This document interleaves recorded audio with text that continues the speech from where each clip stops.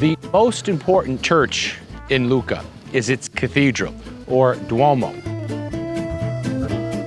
And unlike other cathedrals in Tuscany, which are dedicated to St. Mary of the Assumption, here instead in Lucca, the cathedral is dedicated to St. Martin of Tours, whose statue that you see there behind me up on the facade.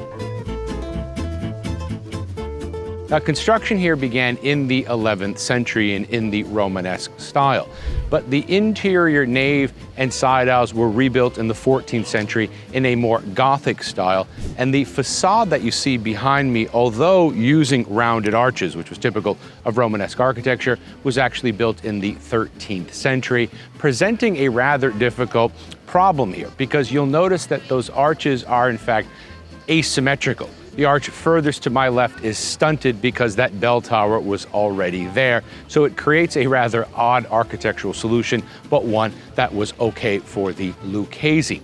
And in fact, inside of that extraordinary porch, you will find magnificent relief sculptures by one of the most celebrated sculptors in history, whose name was Nicola Pisano. And if you step beyond that front door into the church, you'll find two artistic treasures there waiting for you. The first of which is the so-called Volto Santo, a wooden image of Christ on the cross, which tradition actually maintains was carved by the biblical figure Nicodemus, and my favorite work of art in all of Lucca, which is the 15th century marble epitaph of Ilaria del Carretto, which was carved by the great Jacopo della Quercia.